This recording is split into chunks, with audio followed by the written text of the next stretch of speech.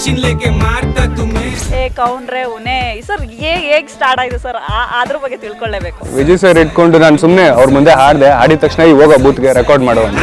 कौन रे उन्हें ए मैच मने सस्ता नशा नको मशीन लेके मारता तुम्हें ಯಾಕೆ ಕನ್ನಡದ ರ್ಯಾಪರ್ಸ್ಗಳ ಮಧ್ಯೆ ಅಂಡರ್ಸ್ಟ್ಯಾಂಡಿಂಗ್ ಇಲ್ವಾ, ಆ ಯೂನಿಟಿ ಅನ್ನೋದಿಲ್ವಾ? ನಾವು ಯಾರಿಗೂ ಏನು ಚಿತ್ರಾನ್ನ ಕೇಳ್ಕೊಂಡು ಹೋಗಿದ್ದಿಲ್ಲ, ನಾವು ಹೋಗಿದ್ದು ಕೆಲಸ ಮಾಡೋದಕ್ಕೆ.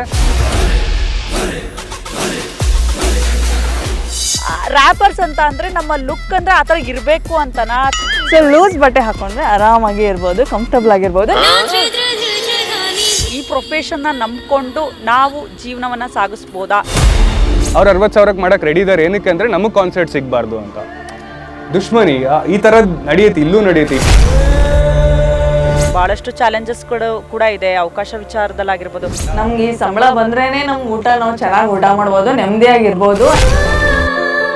ನಾನು ರ್ಯಾಪರ್ ಆಗಬೇಕು, ನಾನು ಟಿವಿಲಿ ಕಾಣಿಸ್ಕೋಬೇಕು, ನಾನು ಫೇಮಸ್ ಆಗಬೇಕು ಅನ್ನೋ ಬಹಳ ಹುಚ್ಚಿರ್ತಾರೆ. ಅಪ್ಪ ಅಮ್ಮಗೆ ತೊಂದರೆ ಕೊಡಬೇಡಿ, ಆದಷ್ಟು ಸ್ವಂತ ದುಡ್ಡಲ್ಲಿ ಏನಾದರೂ ಮಾಡೋಕ್ಕಾಯ್ತು ಅಂದರೆ ಮಾಡ್ಕೊಳ್ಳಿ. ಒರಿಜಿನಲ್ ನೇಮೇ ಎಮ್ ಸಿ ಬಿಜುನಾ ಹೇಗೆ ಅಂತ ಒಂದಷ್ಟು ಜನ ಹೇಳೋದನ್ನ ಕೇಳಿದ್ರೆ ಬೀಜಾಲ ಅಂತ ಹಂಗೆಲ್ಲ ಹೇಳೋರು. ನನಗೆ ಸೈಕ್ ಆಗೋದು. ನಿಮ್ಮ ಬೆಂಗಳೂರ್ದು songs it's one of my favourite song ಆಯ್ತಾ, ಸಕ್ಕತ್ತಾಗಿ ಬರ್ದಿದ್ದೀರಾ. ನಮಸ್ಕಾರ ಬೆಂಗಳೂರಿಗರಿಗೆ. ಎಮ್ ಸಿ ಬಿಜು ಅವ್ರು ಬಂದ್ಮೇಲೆ ಹೇಗೆ ಅನ್ನಿಸ್ತಾ ಇದೆ ಆ್ಯಂಡ್ ಏನಾದರೂ ಬದಲಾವಣೆ ಆಗಿದನಾ ಹೇಗೆ ಅಂತ? ಮೊದಲು ಸ್ವಲ್ಪ ಲೇಜಿ ಇದ್ರು, not like full lazy but ಸ್ವಲ್ಪ ಲೇಜಿ ಇದ್ರು. ಅಲ್ಲ ಫಸ್ಟ್ ಲವ್ ತಾನೆ ಇವರು, ಫಸ್ಟ್ ಲವ್ವೇನಾ ಅಥವಾ ಇನ್ನು ನೋವು ಮಾಡಿ ಬಿಟ್ಟು ಹೋಗಿ ಕೈ ಕೊಟ್ಟು ಹುಡುಗಿರ್ಗೆ ಅಭ್ಯಾಸ. ಒಳ್ಳೆ ವ್ಯಕ್ತಿಯಾಗಿ, ಒಳ್ಳೆ ಸಿಟಿಸನ್ ಆಗಿ, ಮಾದರಿ ನಾಗರಿಕನಾಗಿ ಬದಲಾಗಿದ್ದೇನೆ. ಹೆಂಗೆ ನಮ್ಮ ಹುಡ್ಗ ಈ ಮದುವೆ ಆದ್ಮೇಲೆ ಹುಡುಗರ ಲೈಫ್ ಚೇಂಜ್ ಆಗುತ್ತಾ? ಬ್ಯೂಟಿಫುಲ್ ಅಮೇಝಿಂಗ್ ಆಗಿದೆ ಲೈಫ್. ಸೊ ಚೆನ್ನಾಗಿ ನಡೀತಿದೆ. 265 ದಿನದ ಭರ್ಜರಿ ಪ್ರದರ್ಶನ.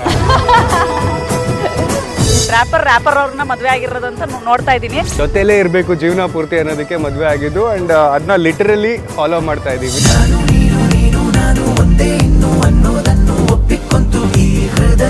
ಕೋಟಿ ದೀಪದ ಬೆಳಕ ಲೂಟಿ ಮಾಡೋ ಲಕ್ಷಣ, ಇವಳ ಕಂಡಕ್ಷಣವೇ ನನ್ನದು ಸೋತಿ ತೀಮನ, ಇವಳ ನಗುವೆ ಇವಳಿಗೆ ಒಡವೆ ಇವಳಿಗೆ ಬೇಡ ದರ್ಪಣ, ಜಾಸ್ತಿ ಮಾಡೇ ಬಿಡ್ತಾಳೆ ಇವಳು ನನ್ನ ಹಾರ್ಟಿನ ನರ್ತನ. ಶೇರ್ ಮಾಡಿದ್ರೇ ಕಂಟೆಂಟ್ ಓಡೋದು ಆ್ಯಂಡ್ ಎಲ್ಲರೂ ಬೆಳೆಯೋದು.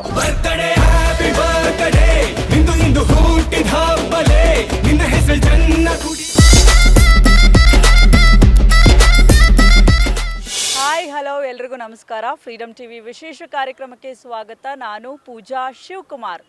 ಎಸ್ ವೀಕ್ಷಕರೇ, ನಾನು ಬಂದರೆ ಗೊತ್ತಲ್ಲ, ನನ್ನ ಜೊತೆ ಯಾರಾದರೂ ಒಬ್ಬರು ಗೆಸ್ಟ್ ಇದ್ದೇ ಇರ್ತಾರೆ. ಅದೇ ರೀತಿ ಈ ಕಾರ್ಯಕ್ರಮದಲ್ಲಿ ಒಬ್ಬರು ಸ್ಪೆಷಲ್ ಗೆಸ್ಟ್ ಜಾಯ್ನ್ ಆಗಿದ್ದಾರೆ.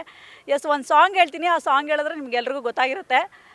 ಕೌನ್ರೆ ಉನೆ ಕುಷ್ಕ ತಿನ್ಕೋ ಮನೆ. ನನ್ನ ವಾಯ್ಸ್ ಖರಾಬಾಗಿದೆ, ನನ್ನ ವಾಯ್ಸಿಂದ ಹೇಳಿದ್ರೆ ಅದು ಚೆನ್ನಾಗಿರಲ್ಲ. ಎಸ್, ಆ ಸಾಂಗ್ಗೆ ಯಾರು ಮುಖ್ಯ ಕಾರಣಕರ್ತರು ಅವರೇ ನನ್ನ ಜೊತೆ ಇದ್ದಾರೆ. ಎಮ್ ಸಿ ಬಿಜ್ಜು ಅವ್ರು ಇದ್ದಾರೆ, ಜೊತೆಲಿ ಇನ್ನೊಬ್ಬರು ಸ್ಪೆಷಲ್ ಗೆಸ್ಟ್ ಇದ್ದಾರೆ. ಅದು ಯಾರು ಅಂತ ಎಮ್ ಸಿ ಬಿಜ್ಜು ಅವ್ರ ಹತ್ರನೇ ಹೇಳ್ಸೋಣ, ಅವ್ರ ಹತ್ರನೇ ವೆಲ್ಕಮ್ ಕೂಡ ಮಾಡಿಸೋಣ. ಹಾಯ್ ಬಿಜ್ಜು ಅವರೇ, ಕಾರ್ಯಕ್ರಮಕ್ಕೆ ಸ್ವಾಗತ. ನಮಸ್ಕಾರ ಪೂಜಾ ಅವರೇ, ಧನ್ಯವಾದಗಳು ಇಲ್ಲಿ ಕರೆದಿದ್ದಕ್ಕೆ. ಫ್ರೀಡಮ್ ಟಿವಿಗೂ much love. Okay, thank you so much M C Biju ಅವರೇ ಬಂದಿದ್ದಕ್ಕೆ ನಿಮಗೆ. ಆ್ಯಂಡ್ ನಿಮ್ಮ ಜೊತೆ ಇನ್ನೊಬ್ರು ಗೆಸ್ಟ್ ಕೂಡ ಕರ್ಕೊಂಡ್ಬಂದಿದ್ದೀರಾ ನೀವು. ನಾವು ಕೂಡ ಸ್ಪೆಷಲಾಗಿ ಅವ್ರಿಗೆ ಇನ್ವಿಟೇಷನ್ ಕಳಿಸಿ ಕರೆದಿದ್ವಿ. ಥ್ಯಾಂಕ್ ಯು ಸೋ ಮಚ್ ಅವರ ಬಂದಿದ್ದಕ್ಕೆ. ಎಸ್, ನೀವು ಹೇಳ್ಬಿಡಿ ಯಾರು ಅಂತ, ನಮಗಿನ್ನೂ ಮಾಹಿತಿ ಸಿಕ್ಕಿಲ್ಲ. ಇವರು ಕೈ ಕೊಡಿ ಹೇಳ್ತೀನಿ. ಹೇಳಬೇಕಂದ್ರೆ 4 ಲೈನಲ್ಲಿ ಹೇಳಬೇಕು ಅಂತಂದರೆ, ಕೋಟಿ ದೀಪದ ಬೆಳಕ ಲೂಟಿ ಮಾಡೋ ಲಕ್ಷಣ, ಇವಳ ಕಂಡಕ್ಷಣವೇ ನನ್ನದು ಸೋತಿ ತೀಮನ, ಇವಳ ನಗುವೆ ಇವಳಿಗೆ ಒಡವೆ ಇವಳಿಗೆ ಬೇಡ ದರ್ಪಣ, ಜಾಸ್ತಿ ಮಾಡೇ ಬಿಡ್ತಾಳೆ ಇವಳು ನನ್ನ ಹಾರ್ಟಿನ ನರ್ತನ. ಇವರೇ ನನ್ನ ಮಡದಿ, ಅವರ ನನ್ನ ಅರ್ಧಾಂಗಿ, ಹಾಗೆ ನನ್ನ ಎಲ್ಲ ಸಕಲವೂ ಇವರೇ. So welcome. So sweet, so cute couple. ನಾನಂತರೂ ತುಂಬ ಟೈಮಿಂದ ಇದ್ದೀನಿ ಅವ್ರ ಜೊತೆಗೆ. ಅಂದರೆ ಆಲ್ಮೋಸ್ಟ್ ಒಂದು ಅರ್ಧ ದಿನ ಅವ್ರ ಜೊತೆನೇ ಕಳೆದಿದ್ದೀನಿ ಅನ್ಬೋದು. ನಾನು ಆಲ್ಮೋಸ್ಟ್ ಒಂದು 12:30ಇಂದನೂ ಜೊತೆಲಿದ್ದೀನಿ. ಎಷ್ಟು ತುಂಬ ಕ್ಯೂಟ್ ಕಪಲ್ಸ್ ಅವರು. ಜೊತೆಲಿ ಏನು ಸ್ಟೇಜ್ ಮೇಲೆ ಕುಣಿದಾಡ್ತಾರೆ, ಕಿರ್ಚಾಡ್ತಾರೆ. ಆದರೆ ಏನಾದರೂ ಒಂದು ಆಫ್ ಕ್ಯಾಮ್ರಾ ಅಂತ ಬಂದಾಗ ಅಷ್ಟೊಂದು ಮಾತಾಡಲ್ಲ ಅಂತ ಅನಿಸುತ್ತೆ, ಸೈಲೆಂಟಾಗಿರ್ತಾರೆ. ಅಷ್ಟೇ ಮಾತಾಡ್ತಿರ್ತಾರೆ. ಸೊ ಖುಷಿ ಆಯಿತು ಅವರವರೇ. ಮತ್ತು ಮದುವೆ ಕರೀಲಿಲ್ಲ.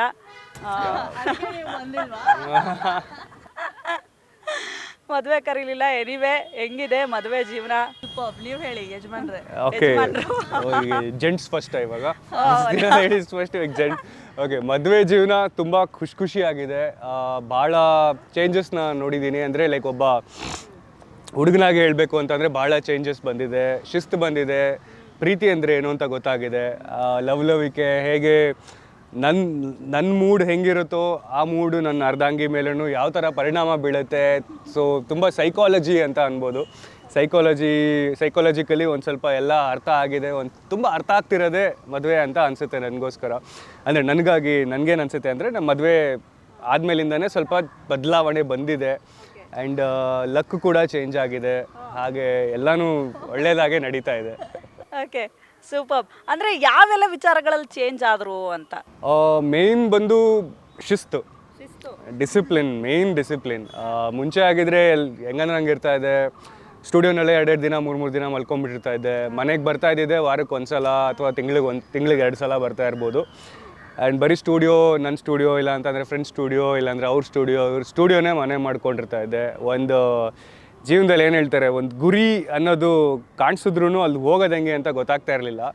ಯಾಕಂದರೆ 106 ರೂಟ್ ಇರುತ್ತೆ ನೋಡಿ. ಇವಾಗ ಒಂದು ಕುದುರೆಗೆ ಇದಾಗ್ತಾರಲ್ಲ, ಒಂದು ಕಣ್ಣಿಗೆ ಆ ಥರ ಹಾಕಿದಂಗೆ ಆಗಿದೆ. ಇವಾಗ ಗೊತ್ತು, ಗುರಿ ಸ್ಟ್ರೈಟ್ ಇದೆ, ಸ್ಟ್ರೈಟೇ ಹೋಗಬೇಕು. ಓಕೆ, ಹೌದು. ಇನ್ನೊಂದು ವಿಚಾರ ಬಿಜು ಅವರೇ, ಈ ಮದುವೆ ಆದಮೇಲೆ ಹುಡುಗರ ಲೈಫು ಚೇಂಜ್ ಆಗುತ್ತಾ ಭಾಳ ರೀತಿಲಿ ಅಂತ? ಹೌದು, ಅದು ಒಂದು ಕಂಡೀಷನ್ ಇದೆ. ಅದು ಅವ್ರಿಗೆ ಅವರ ಹೆಂಡತಿ ಮೇಲೆ ಪ್ರೀತಿ ಇದ್ದರೆ ಮಾತ್ರ, ಅಥವಾ ರೆಸ್ಪೆಕ್ಟ್, ಪ್ರೀತಿ ಹಾಗೂ ರೆಸ್ಪೆಕ್ಟ್ ಎರಡೂ ಇದ್ದರೆ ಹುಡುಗನ ಲೈಫ್ ಚೇಂಜ್ ಆಗೇ ಆಗುತ್ತೆ. ಯಾಕಂತಂದರೆ ಎಲ್ಲರೂ ಮುಂಚೆಯಿಂದನೇ ಎಲ್ಲನೂ ಗೊತ್ತಿರಲ್ಲ ಹುಡುಗರಿಗೆ. ಯಾಕಂತಂದರೆ ಒಂದು ನಿಮಗೆ ಗೊತ್ತಿರ್ಬೋದು, ಹೆಣ್ಮಕ್ಳನ್ನ ಬೆಳೆಸೋ ಥರನೇ ಬೇರೆ ಮನೇಲಿ, ಗಂಡು ಮಕ್ಳನ್ನ ಬೆಳೆಸೋ ಥರನೇ ಬೇರೆ. ಗಂಡು ಮಕ್ಳು ಹೆಂಗೆ ಅಂದರೆ 5 ರೂಪಾಯಿ ಕೊಟ್ಬಿಟ್ಟು ಜೀವನ ಹೋಗೋ ಅಂತ ಬಿಟ್ಟರೆ ಬೆಳಗ್ಗೆ ಸಾಯಂಕಾಲವರೆಗೂ ಹೆಂಗೋ ಜೀವನ ಮಾಡ್ಕೊಂಡು ಬಂದುಬಿಡ್ತಾರೆ. ಸೊ ಆ ಥರದ್ದೆಲ್ಲನೂ ನೋಡ್ತಾ ಬಂದಾಗ ಅಫ್ಕೋರ್ಸ್ ಒಂದು ಗಂಡು ಮಗುದು ಜೀವನ ಆ್ಯಕ್ಚುಲಿ ಚೆನ್ನಾಗಾಗೋದೇ ಒಂದು ಮದುವೆ ಆದಮೇಲೆ ಅಂತ. ಓಕೆ, ಇನ್ನು ಅವ್ರವ್ರ ಲೈಫಲ್ಲಿ MC ಬಿಜು ಅವ್ರು ಬಂದಮೇಲೆ ಹೇಗೆ ಅನ್ನಿಸ್ತಾ ಇದೆ? ಆ್ಯಂಡ್ ಏನಾದರೂ ಬದಲಾವಣೆ ಆಗಿದನಾ ಹೇಗೆ ಅಂತ? ಹಾಂ, ಸೊ ಇವರಂತೂ ಡೆಫಿನೆಟ್ಲಿ ಚೇಂಜ್ ಆಗಿದ್ದಾರೆ. ಅವ್ರು ಹೇಳ್ದಂಗೆ ಮೊದಲು ಸ್ವಲ್ಪ ಲೇಝಿ ಇದ್ದರು, not like full lazy but ಸ್ವಲ್ಪ ಲೇಝಿ ಇದ್ದರು. ಏನಾದರೂ ಲೈಕ್ ಅವ್ರಿಗೆ ನೀವು ಹೇಳ್ದಂಗೆ ನೋಡಿ, ಅವರು ಕಾಲ್ ಪಿಕ್ ಮಾಡ್ತಿರ್ಲಿಲ್ಲ. ಆ್ಯಂಡ್ ಮೇಲ್ಸ್ ಸ್ವಲ್ಪ ಲೇಟಾಗಿ ಚೆಕ್ ಮಾಡ್ತಿದ್ರು. ಬಿಕಾಸ್ ಅವ್ರದ್ದು ರುಟೀನ್ ಲೈಫ್ ಸ್ಟೈಲ್ ಸ್ವಲ್ಪ ಬೇರೆ ಇತ್ತು ಅವಾಗ.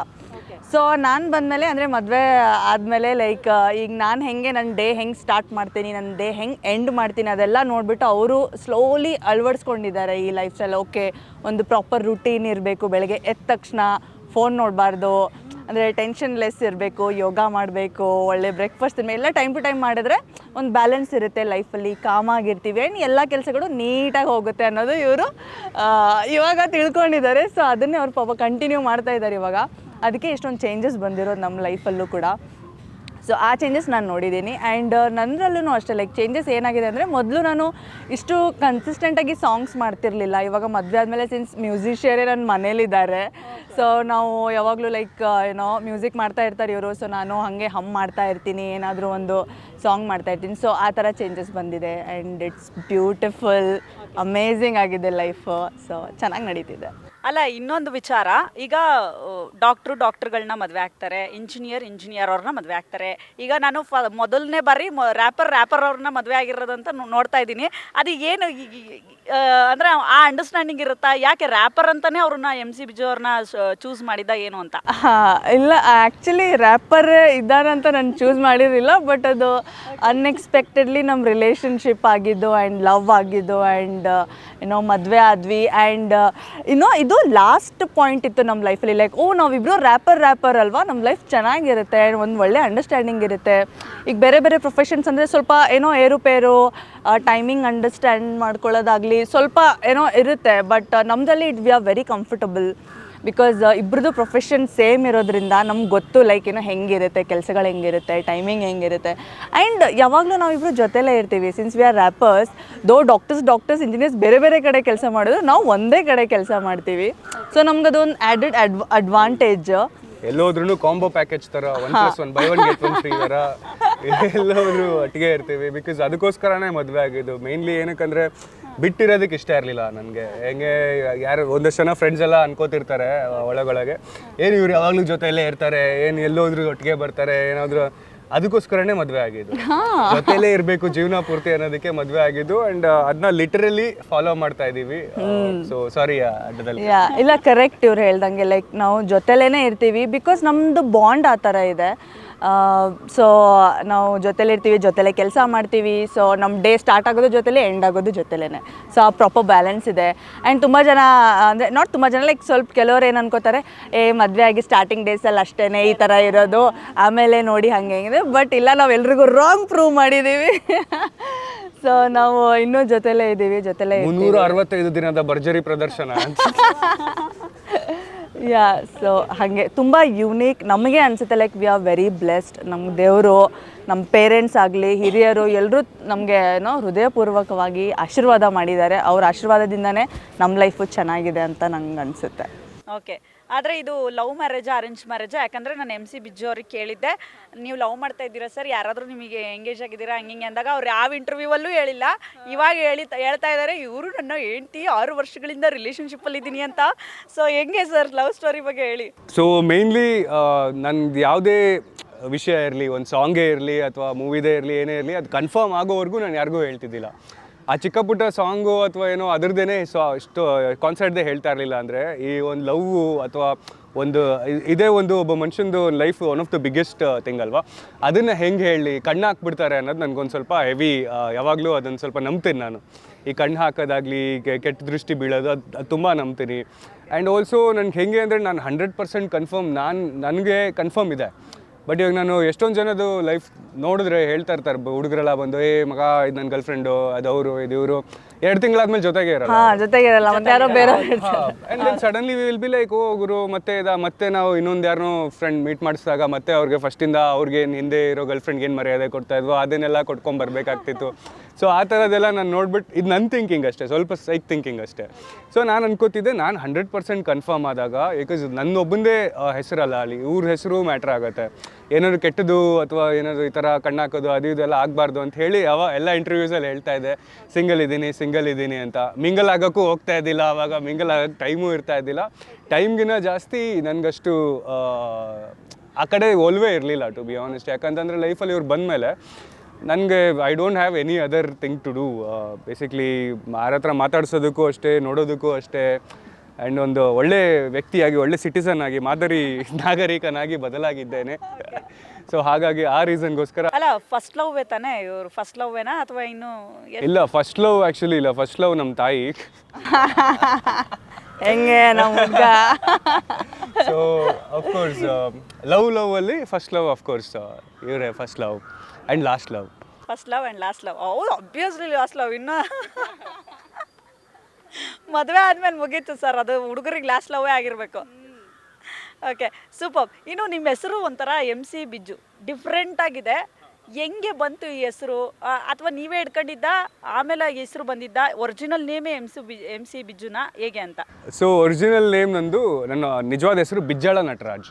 ಬಿಜ್ಜಳ ನಟರಾಜ್ ಅಂದ್ರೆ ನಮ್ಮ ಕಡೆಯವ್ರು ಇರ್ಬೇಕು ಇವರು. ಹಾಂ, ನಮ್ಮ ಅಪ್ಪ ಹಾಸನ ಕಡೆಯವರು. ಓಕೆ, ನೀವು? ಆ್ಯಂಡ್ ನಮ್ಮ ತಾಯಿ ಬಂದು ರಾಣೆಬೆನ್ನೂರು, ನಮ್ಮ ದಾವಣಗೆರೆ.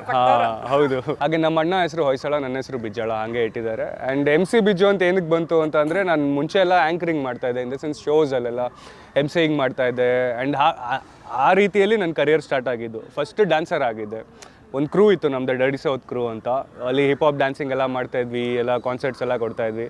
ಅಲ್ಲಿಂದ ಓಪನ್ ಅಪ್ ಆಗಿ ಒಂದು ಆಕ್ಸಿಡೆಂಟ್ ಆಗುತ್ತೆ. ಒಂದು ಆಕ್ಸಿಡೆಂಟ್ ಆದಮೇಲೆ ನನಗೆ ಅಷ್ಟೊಂದು ಮೂಮೆಂಟ್ಸ್ ಮಾಡೋಕ್ಕಾಗ್ತಿರಲ್ಲ ಬ್ಯಾಕ್ದು.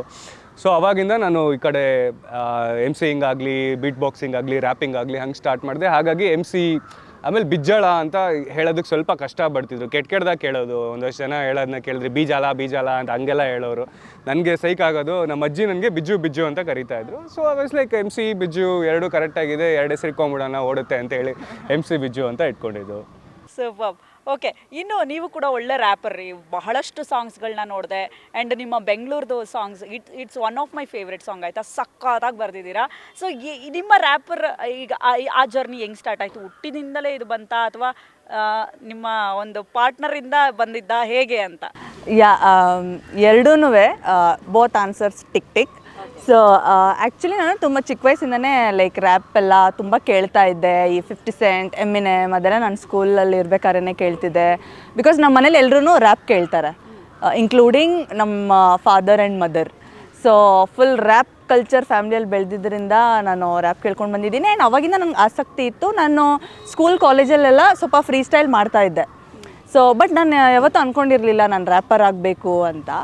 ಆ್ಯಂಡ್ ದೆನ್ ಸ್ಲೋಲಿ ಏನಾಯಿತು, ಇವ್ರಿಗೆಲ್ಲ ನೋಡಿದ್ಮೇಲೆ ನನಗೂ ಐ ಗಾಟ್ ಇನ್ಸ್ಪೈರ್ಡ್. ಇಷ್ಟು ಚೆನ್ನಾಗಿ ಸಖತ್ತಾಗಿ ಮಾಡ್ತಾರಪ್ಪ ನಮ್ಮ ಕನ್ನಡಿಗರು, ಕನ್ನಡದಲ್ಲಿ ರ್ಯಾಪ್ ಮಾಡ್ತಿದ್ದಾರೆ ಅಂತ. ಬಿಕಾಸ್ ನಾನು ಮೊದಲು ಬರೀ ಇಂಗ್ಲೀಷಲ್ಲಿ ಕೇಳ್ತಿದ್ದೆ, ಅದು ಬಿಟ್ಟರೆ ಹಿಂದಿಯಲ್ಲಿ ಕೇಳ್ತಾ ಇದ್ದೆ. ಸೊ ನಾನು ಫುಲ್ ರಿಸರ್ಚ್ ಮಾಡಿದಾಗ ಇವ್ರ ಬಗ್ಗೆ ತಿಳ್ಕೊಂಡ್ಮೇಲೆ ನಾನು ಇನ್ಸ್ಪೈರ್ ಆಗಿ ನಾನು ಕನ್ನಡಲ್ಲಿ ಮಾಡಬೇಕು ಅಂತಂದ್ಬಿಟ್ಟು ನಾನು ಒಂದು ಚಿಕ್ಕದಾಗಿ ಒಂದು ಸಾಂಗ್ ಮಾಡಿದ್ದೆ. ಆವಾಗ ನಾನು ಇನ್ನೂ ರ್ಯಾಪರ್ ಆಗಿರಲಿಲ್ಲ, ಅದಕ್ಕಿಂತ ಮುಂಚೆನೇ ಇವ್ರಿಗೆ ನಾನು ಕೇಳಿಸ್ಬಿಟ್ಟು ಹೇಗಿದೆ ಇದೆ ಅಂತ ಕೇಳಿದೆ. ದೆನ್ ಇವರು ತುಂಬ ಚೆನ್ನಾಗಿದೆ, ನೀವು ಮಾಡಬೇಕು ಅಂತ ನಂಗೆ ಫುಲ್ ಪ್ರೋತ್ಸಾಹ ತುಂಬಿಸಿದ್ರು, ಕೊಟ್ಟರು. ಸೊ ನಾನು ಓಕೆ ಫೈನ್ ನಾನು ಮಾಡ್ತೀನಿ ಅಂತ ಮಾಡಿದೆ. And that's how it started. ಒಂದು 3 ಇಯರ್ಸಿಂದ ಮಾಡ್ತಾಯಿದ್ದೀನಿ ಕಂಟಿನ್ಯೂಸ್ ಆಗಿ. ಆ್ಯಂಡ್ ಪ್ರತಿಯೊಂದು ಸಾಂಗೂ ನನಗೆ ಏನೋ ಒಂದು ಹೊಸದಾಗಿ ಕಲಿಸ್ಕೊಡ್ತಾ ಇದೆ, ಏನೋ ತುಂಬ ಕಲಿತಾ ಇದ್ದೀನಿ, ಹಾಗೆ ತುಂಬ ಚೆನ್ನಾಗಿ ಮಾಡ್ತಾಯಿದ್ದೀನಿ ಅಂತ ಅನಿಸುತ್ತೆ ನನಗೆ. ಸೊ ಫುಲ್ ಡೆಡಿಕೇಶನ್ ನಮ್ಮ ಕರ್ನಾಟಕಗೆ, ನಮ್ಮ ಭಾರತ ದೇಶಕ್ಕೆ, ನಮ್ಮ ಎಲ್ಲರೂ ಹೆಣ್ಮಕ್ಳಿಗೆ ನಾನು ಮೇನ್ ರೆಪ್ರೆಸೆಂಟ್ ಮಾಡ್ತಾಯಿದ್ದೀನಿ ನನ್ನ ರ್ಯಾಪ್ ಮುಖಾಂತರ. ಸೊ ಅದು ಹಂಗೆ ನಡೀತಾ ಇದೆ. ಸೊ ಒಬ್ವಿಯಸ್ಲಿ ಇವರು ನನಗೆ ಒಂದು ಆ್ಯಡೆಡ್ ಅಡ್ವಾಂಟೇಜೇ. ಸೊ ಇವರಿಂದನೂ ನಾನು ಇನ್ಸ್ಪೈರ್ ಆಗಿದ್ದೀನಿ. ಸೊ ಎಲ್ಲಾನು ಎವ್ರಿಥಿಂಗ್ ಐ ಹ್ಯಾವ್ ದ. ನಾನು ಇವರಿಂದ ಇನ್ಸ್ಪೈರ್ ಆಗೋದು, ಇವ್ರು ಬರೀ ಸ್ವಲ್ಪ ಡೌ ಕಚ್ತಾ ಇದ್ದಾರೆ. ಸೊ ತುಂಬ ಇನ್ಸ್ಪೈರ್ ಮಾಡ್ತಾರೆ. ಯಾಕಂತ ಅಂದರೆ ನಾನೇ ಅಷ್ಟು ಕನ್ಸಿಸ್ಟೆಂಟ್ ಇಲ್ಲ.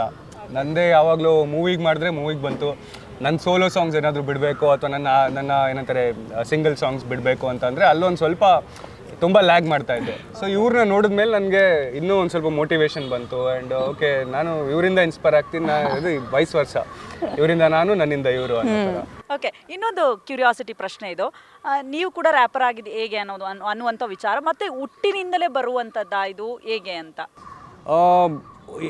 ಅಂದರೆ ಸಾಹಿತ್ಯದ ಕಡೆ ಒಲವು ಇತ್ತು. ಅಂದರೆ ಇವಾಗ ಹೆಂಗೆ ಇವ್ರು ಹೇಳಿದ್ರಲ್ಲ, ಚಿಕ್ಕ ವಯಸ್ಸಿಂದ ನಾನು ಸಾಂಗ್ಸ್ ಕೇಳ್ಕೊಂಬರ್ತಿದ್ರು, ಅಥವಾ ಬರೆಯುವ ಒಂದು ಆಸಕ್ತಿ ಅಥವಾ ಒಂದು ಓದುವ ಆಸಕ್ತಿ ಯಾವಾಗ ಸ್ಟಾರ್ಟ್ ಆಗುತ್ತೋ ಅಲ್ಲಿಂದ ಒಂದು ಸಾಹಿತ್ಯದ ಮೇಲೆ ಆಸಕ್ತಿ ಬಂದಿತ್ತು. ಹಾಗೆ ಹೇಳಬೇಕಂದ್ರೆ ನಮ್ಮ ತಂದೆ ತಾಯಿ ಇಬ್ಬರು ಕೂಡ ಆಥರ್, ಅಂದರೆ ಇಬ್ಬರು ಬರೀತಿದ್ರು ಅವಾಗ ಅವ್ರು ಮೀಟ್ ಆಗಿದ್ದು ಹಾಗೇನೆ, ಅವ್ರದ್ದು ಲವ್ ಮ್ಯಾರೇಜ್. ಅವ್ರು ಮೀಟ್ ಮಾಡಿದ್ದು ಅದೇ ರೀತಿಯಿಂದ, ಯಾವುದೋ ಒಂದು ಸಾಹಿತ್ಯ ಸಮ್ಮೇಳನದಲ್ಲಿ ಮೀಟ್ ಆಗಿದ್ದವರು. ಆ್ಯಂಡ್ ಹಾಗೆ ಹೋಗ್ತಾ ಹೋಗ್ತಾ ನನಗೆ ಅಷ್ಟೊಂದೇನು ಆಸಕ್ತಿ ಇರಲಿಲ್ಲ. 4ನೇ ತರಗತಿ ಅನಿಸುತ್ತೆ, 4th ಸ್ಟ್ಯಾಂಡರ್ಡಲ್ಲಿ ನಾನು ಫಸ್ಟ್ ಒಂದು ಪದ್ಯ ಬರೆದಿದ್ದೆ. ತರಂಗ ಅಂತ ಮ್ಯಾಗ್ಝೀನ್ ಇತ್ತು, ಅದಕ್ಕೆ ಒಂದು ಮಳೆ ಅಂತ ಒಂದು ಪದ್ಯ ಬರೆದಿದ್ದೆ. ಅದು ಫೀಚರ್ ಎಲ್ಲ ಆಗಿತ್ತು. ಅಲ್ಲಿ 200 ರೂಪಾಯಿ ಏನೋ ಕಾಸು ಬಂದಿತ್ತು ಫಸ್ಟ್ ಟೈಮ್ ಎವರ್ ಕಳಿಸಿದ ತಕ್ಷಣ. ಅವಾಗಿಂದ ಒಂದು ಒಲವಿತ್ತು. ಕಾಲೇಜ್ ಬಂದಮೇಲೆ ಅನ್ಸ್ತಾಗ ಸ್ಟಾರ್ಟ್ ಆಯಿತು ಬೇರೆದೇ. ಹೇಗೆ ಹೇಳಿದ್ರಲ್ಲ, ಎಮಿನೆಮ್ ಆಗಲಿ ಅಥವಾ 50 Cent ಆಗಲಿ, ತಮಿಳಲ್ಲಿ ಒಂದು ರ್ಯಾಪ್ ಗ್ರೂಪ್ ಇತ್ತು, ಯೋಗಿ ಬಿ ಆ್ಯಂಡ್ ನಕ್ಷತ್ರಮ್ ಅಂತ, ಅವರು 20 ವರ್ಷದಿಂದ ಮಾಡ್ಕೊಂಬಂದಿದ್ದಾರೆ. ಅವರು ಆಗಲಿ ಅಥವಾ ಅರ್ಬನ್ ಲ್ಯಾಡ್ಸ್ ಅಂತ, ಅವ್ರನ್ನ ಎಲ್ಲ ಇಂಟರ್ವ್ಯೂಗೆ ಹೋದ್ರು ಅದೊಂದು ಹೇಳ್ತೀನಿ. Urban lads one of the first ever Kannada wrappers. ಅವ್ರನ್ನೆಲ್ಲ ನೋಡಿ ನನಗೂ ಅನಿಸ್ತಾಯಿತ್ತು, ಈ ಪದ್ಯ, ಈ ಕವಿತೆ ಏನು ಬರಿತೀವಿ ಅದನ್ನೇ ಒಂದು ಸ್ವಲ್ಪ ಫಾಸ್ಟಾಗಿ ರಿದಮ್ ಆಗಿ ಹಾಡಿದ್ರೆ ಅದೇ ರ್ಯಾಪು ಬೇಸಿಕ್ಲಿ, ರೈಟ್? ಇವಾಗ ಕುವೆಂಪು ಅವ್ರು ಬರೆದಿರೋ ಬಸವಣ್ಣ ವಚನಗಳೇ ಒಂದು ಸ್ವಲ್ಪ ನಾವು ಟೆಂಪೋನಲ್ಲಿ ಜಾಸ್ತಿ ಮಾಡಿ ಹಾಡಿದ್ರೆ ಅದು ರ್ಯಾಪ್ ಥರನೇ ಕೇಳುತ್ತೆ. ಸೊ ಬೇಸಿಕ್ಲಿ ನಮ್ಮ ಹಿಸ್ಟ್ರಿನಲ್ಲೇ ಬಂದಿದೆ. ನಮ್ಮ ಕನ್ನಡಿಗರು ಯಾವ ಕಾಲದಿಂದ ಬರ್ಕೊಂಬಂದಿದ್ದಾರೆ ಅಂದರೆ ಎಲ್ಲ ರ್ಯಾಪ್. ನಮ್ಮ ಊರ ಕಡೆ, ನಮ್ಮ ರಾಣೆಬೆನ್ನೂರು ಕಡೆ ಎಲ್ಲ ಒಂದಷ್ಟು ಜನ ಬರ್ತಾರೆ, ಮದುವೆ ಆದರೆ ಮಕ್ಕಳು ಹುಟ್ಟಿದ್ರೆ ಎಲ್ಲ ಬರ್ತಾರಲ್ಲ, ಪದ ಕಟ್ಟೋದು, ಪದ ಹಾಡೋದು ಅಂತ ಹೇಳ್ತಾರಲ್ಲ, ಅವರು ಎಲ್ಲ ಫ್ರೀ ಸ್ಟೈಲ್ ರ್ಯಾಪರ್ಸೇ ಬೇಸಿಕ್ಲಿ. ನಮಗೆ ಆಗಾಗ ಅದೆಲ್ಲ ನೋಡ್ಕೊಂಡು ಬೆಳೆದಿರೋದ್ರಿಂದ ಸೊ ನಮಗೂ ಒಂದು ಆಸಕ್ತಿ ಬಂತು. ಆ್ಯಂಡ್ ಏನಂತಾರೆ, ಅಭಿಮಾನಿ ದೇವ್ರುಗಳ ಆಶೀರ್ವಾದ, ಅಂಬಾನಿಯವ್ರ ಆಶೀರ್ವಾದ, ಇಂಟರ್ನೆಟ್ ಕೊಟ್ಟು ಎಲ್ಲ ಕಡೆಯಿಂದ ನಮ್ಮಂಥವ್ರೆಲ್ಲ ಫೇಮಸ್ ಮಾಡಿಸ್ತಿದ್ದಾರೆ. ಸೂಪರ್. ಓಕೆ, ಬಟ್ ಇನ್ನೊಂದು ಖುಷಿ ವಿಚಾರ, ನಿಮ್ಮಂಥ ರ್ಯಾಪರ್ ನಮ್ಮ ಕನ್ನಡ ಇಂಡಸ್ಟ್ರಿಲಿರೋದು ನಮ್ಮ ಪುಣ್ಯ. ಎಷ್ಟೊಂದು ಒಳ್ಳೊಳ್ಳೆ ಸಾಂಗ್ಸ್ ಕೊಟ್ಟಿದ್ದೀರಾ. ಎಕ್ಸಾಂಪಲ್, ಈಗ ರೀಸೆಂಟಾಗಿ ಹಿಟ್ಟಾದಂತಹ ಸಾಂಗ್ ಅದು ಬಹಳಷ್ಟು ಜನರ ಫೇವ್ರೆಟ್ ಸಾಂಗ್, ನನ್ನ ಫೇವ್ರೆಟ್ ಸಾಂಗ್ ಕೂಡ. ಬಹಳಷ್ಟು ಸಾಂಗ್ಸ್ಗಳು ಬಂತು 2023ರಲ್ಲಿ, ಬಟ್ ನನಗೆ one of my favourite song ಅಂದರೆ ಕೌನ್ರೆ ಉನೇ. ಸರ್ ಹೇಗೆ ಸ್ಟಾರ್ಟ್ ಆಗಿದೆ ಸರ್, ಅದ್ರ ಬಗ್ಗೆ ತಿಳ್ಕೊಳ್ಳೇಬೇಕು. ಇದು ಅಫ್ಕೋರ್ಸ್ ಚರಣ್ ಸರ್ ಅವ್ರ ಹತ್ರ ಮುಂಚೆ ಸಪ್ತಸಾಗರ ಅಲ್ಲಿ ಮಾಡಿದ್ದೆ. ಅದಾದಮೇಲೆ ಒಂದಿನ ಕಾಲ್ ಬರುತ್ತೆ, ಕಾಲ್ ಬಂದು ಈ ಥರ ಒಂದು ಕೂಳೆ ಸಾಂಗ್ ಮಾಡಬೇಕು ಬಿಜು ಅವರೇ. ಅಂದರೆ ದುನಿಯಾ ವಿಜಯ್ ಅವರೇ ನಿಮಗೆ ಸ್ವತಃ ಕಾಲ್ ಮಾಡ್ತಾರೆ? ಇಲ್ಲ, ಚರಣ್ ಸರ್. ಯಾಕಂತಂದರೆ ದುನಿಯಾ ವಿಜಯ್ ಸರ್ ಅವ್ರ ಮಗ ಬಂದು ಅವ್ರು ನಮ್ಮ ಸಾಂಗ್ಸ್ ಎಲ್ಲ ಕೇಳ್ತಿದ್ರಂತೆ. ಸೊ ಹಿ ವಾಸ್ ಟೆಲ್ಲಿಂಗ್ ಅವ್ರ ಫ್ಯಾನ್ ಇದ್ದಾರೆ, ಕೇಳ್ತಿದ್ದೆ, ಅವ್ರ ಅಪ್ಪಗೆ ಹಾಗೆ ಕೇಳಿಸಿದ್ದಾರೆ ಹಾಗೆ ಹೇಗೆ. ಆ್ಯಂಡ್ ಚರಣ್ ರಾಜ್ ಸರ್ ಜೊತೆ ಮುಂಚೆ ಒಂದು ಸಾಂಗ್ ಮಾಡಿದ್ದೆ ಆಲ್ರೆಡಿ ಸಪ್ತಸಾಗರ ಫಿಲಮ್ಗೆ. ಹಾಗಾಗಿ ವಿಜಯ್ ಸರ್ ಅವರು ಹೇಳಿದ್ದಾರೆ, ಆಯಿತು ಇವನು ಮತ್ತು ಡಿಟೋನ ಕರೀರಿ ಮಾತಾಡೋಣ ಹಂಗೆ ಹಿಂಗೆ ಅಂತ. ನನಗೆ ಮೀಟಿಂಗ್ ಹೋಗೋಕ್ಕಾಗಿಲ್ಲ, ಅವತ್ತೇನೋ ಬಂದೇನೋ ಇತ್ತೇನೋ ಬೆಂಗಳೂರಲ್ಲಿ, ಹೋಗೋಕ್ಕಾಗಿಲ್ಲ. ನೆಕ್ಸ್ಟ್ ಡೇ ಸ್ಟುಡಿಯೋಗೆ ಡೈರೆಕ್ಟಾಗಿ ಹೋಗಿದ್ದೀವಿ. ರಾತ್ರಿ ಒಂದು 11 ಗಂಟೆ ಹತ್ರ ಆಗಿದೆ. ಅಲ್ಲಿ ಫಸ್ಟ್ ಎವರ್ ಕುತ್ಕೊಂಡು ಏನು ಬರ್ದಿದ್ದೀರಾ ತೋರಿಸಿ ಅಂತೆಲ್ಲ ಕೇಳ್ತಾಯಿದ್ರು ವಿಜಿ ಸರ್. ಆವಾಗ ಸುಮ್ಮನೆ ಒಂದು ಫ್ರೀ ಸ್ಟೈಲ್ ಬೇಸಿಕ್ಲಿ ಹಂಗೆ ಕೂಳೆ ಮಾಡೋದು. ಎಲ್ಲರೂ ಬಾಯ್ಸ್ ಎಲ್ಲ ಇದ್ದರು, ಅವ್ರ ಮೂವಿ ಟೀಮ್ ಎಲ್ಲ ಇತ್ತು. ಒಂದು 20 ಜನ ಇದ್ದಾರೆ ಸ್ಟುಡಿಯೋನಲ್ಲಿ, ಒಳ್ಳೆ ಟೈಟ್. ಅಷ್ಟೊಂದು ಜನ ನನ್ನ ಸ್ಟುಡಿಯೋಲಿ ನೋಡೇ ಇಲ್ಲ ಇದುವರೆಗೂ. ಯಾವಾಗಲಾದರೂ ಒಂದು ಬಂದರೆ 6 ಜನ 7 ಜನ ಮ್ಯಾಕ್ಸಿಮಮ್ ಇರ್ತೀವಿ. ಇದರಲ್ಲಿ ನೋಡಿದ್ರೆ ಫುಲ್ ಒಂಥರ ಎಲ್ಲ ವಾಟರ್ ಬಾಟಲ್ಗಳೆಲ್ಲ ಇಲ್ಲಿ ಹಿಂಡಿದೆ ಆ್ಯಂಡ್ ಫುಲ್ ಊಟ ತಿಂಡಿ ಎಲ್ಲ ತರಿಸಿದ್ದಾರೆ. ಒಂಥರ ವಿಜಯ್ ಸರ್ ಇದ್ದರೆ ಅದು ಸಂಭ್ರಮನೇ. ದುನಿಯಾ ವಿಜಯ್ ಸರ್ ಎಲ್ಲೇ ಹೋದ್ರು ಒಂಥರ ಎಲ್ಲರನ್ನೂ ಚೆನ್ನಾಗಿ ನೋಡ್ಕೋತಾರೆ. ಅದೆಲ್ಲ ನೋಡು ಒಂದು ಸ್ವಲ್ಪ ನಮಗೂ ಖುಷಿ ಆಯಿತು. ಸುಮ್ಮನೆ ಒಂದೆರಡು ಲೈನ್ ಬರ್ಬೇಕು, ಸ್ಟುಡಿಯೋಗೆ ಹೋಗ್ಬೇಕಾರೆ ಬರ್ದಿದ್ದೆ. ಕೇಳಿಸ್ತಾ ಇದೆ ಅನಿತಾಗೆ, ಈ ಥರ ಹೆಂಗಿದೆ ನೋಡು. ಫಸ್ಟ್ ಇವ್ರ ಹತ್ರ ಹೇಳಿದ್ದ ಡಿಸ್ಕಸ್? ಹಾಂ, ಫಸ್ಟು ಬರ್ಬೇಕು. ನೀವು ಅಂದ್ಕೊಂಡಿದ್ರ ಅವಾಗ ಇಷ್ಟೊಂದು ಇಟ್ಟಾಗತ್ತಿದು ಅಂತ? ಹಾಂ, ನನ್ಗೆ ಆಲ್ರೆಡಿ ನಾನು ಫಸ್ಟ್ ಟೈಮ್ ಕೇಳಿದ ತಕ್ಷಣನೇ ಅವ್ರು ಯಾವಾಗ ಹಾಕೊಂಡ್ರೆ ಅವನೇ ಅಂದ್ರು, ನಾನು ಬೇಬಿ ಇದು ಫುಲ್ ಕಚ್ಕೊಂಡ್ಬಿಡೋದು ಕಿವಿಲಿ, ಅಷ್ಟು ಸಕ್ಕದಾಗಿದೆ ಅಂತ ಹೇಳಿದೆ. ಬಟ್ ನನ್ಗೆ ಕನ್ಫರ್ಮ್ ಇರಲಿಲ್ಲ. ನಾನು ಇವರು ಓಕೆ ವರ್ಕೌಟ್ ಆಗುತ್ತೆ ಅಂತಿದ್ದಾರೆ. ನಾನು ಇದು ಏನು ನಾನು ಮಾಡೋ ಥರ ಇಲ್ಲ, ಇದೊಂದು ಸ್ವಲ್ಪ ಫುಲ್ ಅಷ್ಟು ಕಮ್ಮಿ ಪೇಸಲ್ಲಿ ಅಂದರೆ ಅಷ್ಟು ಸ್ಲೋ ಆಗಿರೋ ಹಾಡು, ಅಷ್ಟೊಂದು ಕ್ಯಾಚಿ ಥರ ನಾನು ಯೂಶ್ವಲಿ ಬರೆಯಲ್ಲ. ಆದಷ್ಟು ಟೈಟ್ ಮಾಡೋಕ್ಕೆ ನೋಡ್ತೀನಿ. ಇದೇನು ನಂತರ ಇಲ್ಲ ಹಂಗೆ ಅಂತ ಇದೆ. ಬಟ್ ನೋಡಿದ್ರೆ ವಿಜಯ್ ಸರ್ಗೆ ಇಷ್ಟ ಆಗೋಯ್ತು. ವಿಜಯ್ ಸರ್ ಇಟ್ಕೊಂಡು ನಾನು ಸುಮ್ಮನೆ ಅವ್ರ ಮುಂದೆ ಹಾಡಿದ ತಕ್ಷಣ ಹೋಗೋ ಬೂತ್ಗೆ ರೆಕಾರ್ಡ್ ಮಾಡೋ ಅಂದರು. ಹಂಗೆ ಅಲ್ಲೇ ಹೋಗಿದ್ದು ಬೂತ್ ಮೇಲೆ ಚರಣ್ ಸರ್ ಅಲ್ಲೇ ಕೂತ್ಕೊಂಡ್ರು, ರೆಕಾರ್ಡ್ ಮಾಡಿಬಿಟ್ವಿ. ರೆಕಾರ್ಡ್ ಮಾಡಿ ಆಯಿತು, ಒಂದು 2 ಗಂಟೆ 3 ಗಂಟೆ ಆಗಿತ್ತು ಅಂದ್ಕೊಳ್ಳಿ. ನಾವೆಲ್ಲ ಫುಲ್ ಪ್ರಾಜೆಕ್ಟ್ ಫಿನಿಷ್ ಮಾಡಿ 5:30 ಬೆಳಗ್ಗೆವರೆಗೂ ಕೂತ್ಕೊಂಡು ರಾತ್ರಿ 10 ಗಂಟೆಯಿಂದ ಬೆಳಗ್ಗೆ 5:30ವರೆಗೂ ಕೆಲಸ ಮಾಡಿ ಆ ಸಾಂಗ್ ಮುಗೀತು. ಮುಗಿದ್ಮೇಲೆ ನನಗೂ ನೆಕ್ಸ್ಟ್ ಡೇನೂ ಏನೂ ಇಲ್ಲ. ಇವು ಹೇಳ್ತಿದ್ದಾಳೆ ಚೆನ್ನಾಗಿ ಬಂದಿದೆ ಬಿಡೋ, ಸಖತ್ತಾಗಿ ಓಡುತ್ತೆ. ನಾನು ಹೇಳ್ತಿದ್ದೀನಿ ಮತ್ತೆ ಕರೀತಾರೆ ಸ್ಟುಡಿಯೋಗೆ, ಚೇಂಜಸ್ ಹೇಳ್ತಾರೆ ನೋಡು, ನಂಗೆ ಯಾಕೋ ಅನಿಸ್ತಾ ಇಲ್ಲ ಅಂತ. ಸಡನ್ನಾಗಿ ನೋಡ್ತೀವಿ ಗಣೇಶ ಹಬ್ಬದ ದಿನ ಲಾಂಚ್ ಆದಮೇಲೆ ಅವತ್ತಿನ ದಿನವೇ ಟ್ರೆಂಡಿಂಗಲ್ಲಿ ಓಡ್ತಾ ಇದೆ. ಸಿಕ್ಕಾಪಟ್ಟೆ ಟ್ರೆಂಡ್. ಹೌದು, ಫುಲ್ಲು ಯಾವ ಪಾರ್ಟಿಗಳಲ್ಲಿ ಹೋಗ್ಲಿ, ಯಾವುದು ಈ ಒಂದು ಕಾರಲ್ಲಿ ನಾವು ಹೋಗ್ತಾ ಇರಬೇಕಾದ್ರೂ ಆ ಜೋಶ್ ಬೇಕಂದ್ರೆ ಕೌಂಡ್ರವನೇ ಸಾಂಗ್ ಹಾಕು ಅಂತ, ಆ ಜೋಶ್ ಕೂಡ ಹಂಗೆ ಫುಲ್ ಸೈಕೆ ಆಗಿದ್ವಿ ನಾವೆಲ್ಲರೂ. ಆ ಹಾಡು ಕೇಳಿಸ್ಕೊಂಡು ಸಖತ್ತಾಗಿ ಬಂದಿದೆ ಸರ್ ಆ ಸಾಂಗ್ ಮಾತ್ರ. ಬಟ್ ಏನೋ ಒಂದು ಕಡೆ ನನಗನ್ಸಿದ್ದು MC ಬಿಜ್ಜು ಅವರು ಮೇ ಬಿ ನಮಗೆ ಕೌಂಡ್ರೆ ಉನೆ ಅನ್ನೋ ಸಾಂಗ್ ಮೂಲಕನೇ ನಮಗೆ ಆ ಐಡೆಂಟಿಟಿ ಸಿಗ್ತಾ. ಎಷ್ಟು ಬದಲಾಯಿತು ಲೈಫು, ಅದ್ರ ಮೇಲೆ ಚೇಂಜಸ್ ಏನಾದರೂ ಆಯ್ತಾ ಅವಕಾಶಗಳಲ್ಲಿ ಆಗಿರ್ಬೋದು ಎಲ್ಲದರಲ್ಲೂ? ಕರೆಕ್ಟ್. ಅದಕ್ಕೆ ಮುಂಚೆ ಅಂತ ಅಂದರೆ ನಮ್ಮದೇ ಒಂದು ಚಿಕ್ಕದೊಂದು ಏನಂತಾರೆ, ಒಂದು ಕುಟುಂಬ ಥರ ಆಯಿತು ರ್ಯಾಪ್ ಅನ್ನೋದು ಏನಿದೆಯಲ್ಲ. ನಾವು ಆಲ್ಮೋಸ್ಟ್ ಈ ಮುಂಬೈ ಪುಣೆಯಲ್ಲೇ ಆಗಲಿ ಅಥವಾ ಅಲ್ಲೆಲ್ಲ ಪರ್ಫಾರ್ಮ್ ಮಾಡ್ತಾ ಇದ್ವಿ. ಆ್ಯಂಡ್ ಅದು ಯಾರಿಗೂ ಅಷ್ಟು ಗೊತ್ತಾಗ್ತಿರ್ಲಿಲ್ಲ. ಬರೀ ರ್ಯಾಪ್ನೇ ಫಾಲೋ ಮಾಡೋರು ಅಥವಾ ವೆರಿ ಯೂತ್ಫುಲ್ ಆಗಿರೋವಂಥ ಪೀಪಲ್ಗೆ ಮಾತ್ರ, ಕಾಲೇಜ್ ಗೋಯಿಂಗ್ ಪೀಪಲ್ಗೆ ಮಾತ್ರ ಅದು ಹಿಟ್ ಆಗ್ತಾಯಿತ್ತು. ಇದರಿಂದ ಮೇನ್ ಚೇಂಜಸ್ ಏನಾಗಿದೆ ಅಂದರೆ ಇಂಡಸ್ಟ್ರಿಗೆ ಗೊತ್ತಾಗಿದೆ. ಮುಂಚೆನೂ ಅಷ್ಟೇ ಎಷ್ಟೊಂದು ಜನ ಪ್ರೊಡ್ಯೂಸರ್ಸ್ ಸಿಗ್ತಿದ್ರು ಪಾರ್ಟೀಸಲ್ಲಿ ಡೈರೆಕ್ಟರ್ಸು, ಪ್ರೊಡ್ಯೂಸರ್ಸ್, ಆ್ಯಕ್ಟರ್ಸ್ ಎಲ್ಲ ಸಿಗೋವಾಗೆಲ್ಲ ಎಲ್ರಿಗೂ ಗೊತ್ತು, ಹೆಸರು ಗೊತ್ತು, MC ಬಿಜು ಅಂತ ಗೊತ್ತು. ಬಟ್ ಯಾರು ಕರೆಯೋದಕ್ಕೆ ಹಿಂದೆ ಮುಂದೆ ನೋಡ್ತಾಯಿದ್ರು. ಯಾಕಂದರೆ ಸೆನ್ಸ್ ನಾನು ಕಮರ್ಷಿಯಲ್ ಸಾಂಗ್ಸ್ ಮಾಡ್ತಾ ಇರಲಿಲ್ಲ. ನನಗದೊಂದು ಮೈಂಡ್ಸೆಟ್ ಇತ್ತು, ನಾನು ಕಮರ್ಷಿಯಲ್ ಸಾಂಗ್ಸ್ ಮಾಡಲ್ಲ, ಮಾಡಿದ್ರೆ ಸ್ವಲ್ಪ ರ್ಯಾಪ್ ಸ್ಟೈಲಲ್ಲೇ ಇರಬೇಕು, 100% ಕಾನ್ಷಿಯಸ್ಸೇ ಮಾಡ್ತೀನಿ ಅಂತ. ದೆನ್ ಹೋಗ್ತಾ ಅರ್ಥ ಆಯಿತು, ನಾನು ವರ್ಸಟೈಲ್ ಆಗಬೇಕು ಅಂತಂದರೆ ನಾನು ಕಮರ್ಷಿಯಲ್ಲೂ ಮಾಡಬೇಕಾಗತ್ತೆ, ಕಾನ್ಷಿಯಸ್ಸು ಮಾಡಬೇಕಾಗತ್ತೆ, EDM ಮಾಡಬೇಕಾಗತ್ತೆ, ಟೆಕ್ನೋನು ಎಲ್ಲನೂ ಮಾಡಬೇಕಾಗತ್ತೆ ಅಂತ. ಸೊ ಇಂಡಸ್ಟ್ರಿಯ ಒಂದು ಮೇಯ್ನ್ ಕಣ್ಣು ನನ್ನ ಮೇಲೆ ಬಿದ್ದಿದ್ದು ಈ ಕೌಂಡ್ರೆ ಓನೆ ಸಾಂಗ್ ಅದಾದಮೇಲಿಂದ ನನಗೆ ಅನಿಸೋ ಪ್ರಕಾರ ಏನಿಲ್ಲ ಅಂದರೂ ಒಂದು 6 ಮೂವಿಗೆ ಮಾಡಿದ್ದೀನಿ. ಅದರಲ್ಲಿ 2 ರಿಲೀಸ್ ಆಗಿದೆ, ಇನ್ನು 4 ರಿಲೀಸ್ ಆಗಿದೆ. 6 ಮೂವಿಗಳು? ಹಾಂ, 6 ಸಪ್ರೇಟ್ ಮೂವಿ. ಇವಾಗ ಸದ್ಯಕ್ಕೆ ನನಗೆ ತುಂಬ ಇಷ್ಟ ಆಗಿರುವಂಥ ಸಾಂಗ್ ಬಂದು ಅವತಾರ ಪುರುಷ 2ಗೆ ಮಾಡಿರೋದು, ಶರಣ್ ಸರ್ ಲೀಡಲ್ಲಿ. ಆ್ಯಂಡ್ ನಾನು ಅವತಾರ ಪುರುಷ ಒಂದು ದೊಡ್ಡ ಫ್ಯಾನ್. ಎಲ್ರಿಗೂ ಅದನ್ನೇ ಹೇಳಬೇಕು, ಅವತಾರ ಪುರುಷ 1 ನೋಡಿಲ್ದಿರೋರೆಲ್ಲ ನೋಡಿ. ಫಸ್ಟು OTTಯಲ್ಲಿದೆ, ಸೆಕೆಂಡ್ ಪಾರ್ಟು ಬರುತ್ತೆ, ಅದನ್ನು ನೋಡಿ. ಅದ್ರಲ್ಲಿ ಹೆವಿ ಸರ್ಪ್ರೈಸ್ ಇದೆ ನಿಮಗೆ. ಸೊ ಹೀಗಾಗಿ ಮೂವೀಸ್ ಕಡೆಯಿಂದೆಲ್ಲ ಹೆವಿ ಆಫರ್ಸ್ ಬಂತು. ಆ್ಯಂಡ್ ಮಿಕ್ಕಿದ್ದು ಹಂಗೆ ನಡೀತಾ ಇದೆ. ಕಾನ್ಸರ್ಟ್ಸ್ ಆಗಲಿ ಅಥವಾ ನಮ್ಮದೇನು ಶೋಸ್ ನಾವೇನು ಮಾಡ್ತೀವಿ, ನಾವೇ ಕನ್ನಡ ಪಾರ್ಟೀಸ್ ಆರ್ಗನೈಸ್ ಮಾಡ್ತೀವಿ, ಅದು ಹಂಗೆ ನಡೀತಾ ಇದೆ. ಸೊ ಇವಾಗೊಂದು ಆ್ಯಡೆಡ್ ಅಡ್ವಾಂಟೇಜ್ ಇದೆ ಅಷ್ಟೇ, ಮೂವಿ ಕಡೆಯಿಂದ ಸ್ವಲ್ಪ ಚೆನ್ನಾಗಿ ನಡೀತಾ ಇದೆ. ಓಕೆ, ಇನ್ನೊಂದು ಪ್ರಶ್ನೆ ನಿಮಗೆ. ಈಗ ಕನ್ನಡದಲ್ಲಿ ನಾವು ಈ ಹುಡುಗರು ಇದ್ದಾರೆ, ಬಾಯ್ಸ್ ರ್ಯಾಪರ್ಸ್ಗಳನ್ನ ಜಾಸ್ತಿ ನೋಡಿದ್ದೀವಿ, ಫೀಮೇಲ್ ರ್ಯಾಪರ್ಸ್ ತುಂಬ ಕಮ್ಮಿ. ಸೊ ಯಾವ ಕಾರಣಕ್ಕೆ ಫೀಮೇಲಲ್ಲಿ ರ್ಯಾಪರ್ಗಳು ಕಮ್ಮಿ ಇದ್ದಾರೆ ಅಂತ ನಿಮಗೆ ಅನಿಸುತ್ತೆ? ಓಕೆ, ನನಗೆ ಏನು ಅನಿಸುತ್ತಂದರೆ, ಫಸ್ಟ್ ಆಫ್ ಆಲ್ ಲೈಕ್ ನಾವು ನೋಡಿರೋ ಹಾಗೆ ಇವಾಗ ಸ್ಟ್ಯಾಟಿಸ್ಟಿಕ್ಲಿ ಸ್ಪೀಕಿಂಗ್ ನಮ್ಮ ಜನತೆಗೆ ಇವಾಗ ರ್ಯಾಪ್ ಅಂದರೆ ಏನು ಅಂತ ಗೊತ್ತಾಗ್ತಾ ಇದೆ. ಸೊ ನಮ್ಮದೇ ಲೈಕ್ ನಮ್ಮದು ಏನಂತಾರೆ, ಫುಲ್ ಕರ್ನಾಟಕ ರಾಜ್ಯದಲ್ಲೇ ರ್ಯಾಪ್ ಇಂಟ್ರೊಡಕ್ಷನ್ ಅಲ್ಲ, ಇವ್ರು ಮೊದಲಿಂದನೂ ಲೈಕ್ 11-12 ಇಯರ್ಸಿಂದ ಮಾಡ್ಕೊಂಡು ಬಂದಿದ್ದಾರೆ. ಬಟ್ ಜನರಿಗೆ ರೀಚ್ ಆಗಿರಲಿಲ್ಲ. ಬಿಕಾಸ್ ನಾವು ಆ್ಯಸ್ ಆಡಿಯನ್ಸ್ ನಾವು ರೀಚ್ ಔಟ್ ಆದರೆ ಎಲ್ಲ ಜಾನ್ರ ಬಗ್ಗೆ ತಿಳ್ಕೊಂಡ್ರೆ ಯಾರ್ಯಾರು ಏನು ಮಾಡ್ತಿದ್ರೆ ನಮಗೆಲ್ಲ ಒಂದು ಐಡಿಯಾ ಇರುತ್ತೆ.